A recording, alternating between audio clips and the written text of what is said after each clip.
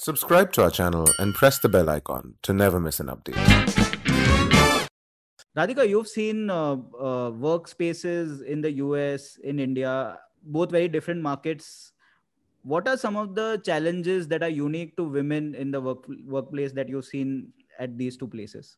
So firstly, the US on this parameter is just as bad as India. I think, in fact, Right. India is better than the US. Our history of women in financial services, at least we had some of a legacy of banking CEOs. I think with Jane Fraser, the US has just got its first one. But I think in financial services, we have such a long way to go. In my own industry, between CEO, CIO, sales head, all the 4 or 5 leadership positions as an asset manager. There are about 40 asset managers in the country, 45. Right. We have 200 odd leadership positions in this country. Less than 5 are filled by women.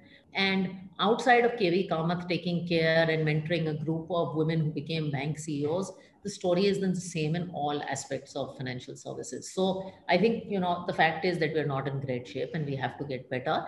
And in fact, I think finance is a great career for women. It is one of the most professional industries in the country.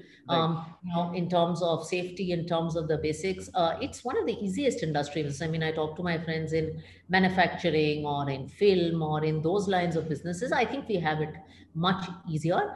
There is a couple of, I think there are a couple of things that hold us back. One is there is a misperception that this is a very macho and alpha male industry. And I think movies like Bazaar and Wolf of Wall Street, portray a picture of us that is not reality. We are a very nerdy, responsible industry. And in money management, I know that people are simple people who have responsibility on their shoulders of managing public money. And man or woman, I think we are very, very accepting. It's not the alpha male, irresponsible industry that the media makes us out to be. And it's not an industry where you need to sit on Bloomberg terminals and talk stocks all day to do well. I think you need to work hard. You need to be adaptable to change, and you need to have really high emotional IQ, all of which women have. So I think that's one misperception. We are also not an industry that discriminates or has extremely long work hours. We do lose a lot of people in their mid 30s, and I think that is something that we have to keep working on. But it is a great industry for women, and I just hope we have more and more of us in this industry. Radhika, I think there are two things I feel that that limit the involvement of women in this industry currently. Is this legacy thinking that men are better at math than women. Yeah. And finance is a field that is driven by math.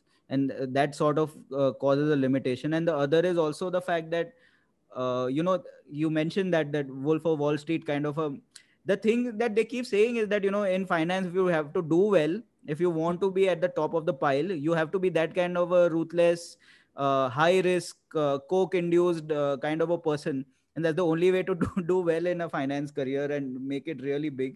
So bizarre, because money management is about protecting people's hard-earned money. Like one of the first things that they teach you in your chartered accountancy course is the idea of conservatism in terms of how a transaction is recorded. And yet at the highest level, that's what it becomes. So I mean, you just think about it, right? If you wanted someone to manage your money, would you want the wild, coke-induced, glamorous person, or would you want the person who's responsible and conservative with your money and take sensible risks?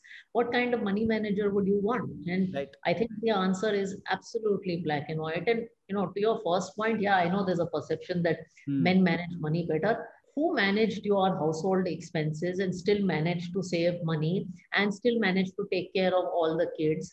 And still saved money on the side that came out during demonetization? I think it was your mother or grandmother. So Indian women have been damn good savers and budget keepers for generations and generations. I think you spoke about also somewhere that, how moms are great managers and we just don't give them enough credit.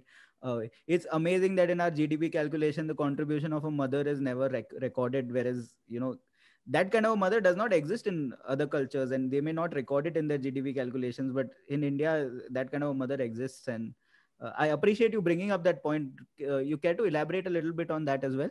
No, mothers are the CEOs who never get promotions and bonuses.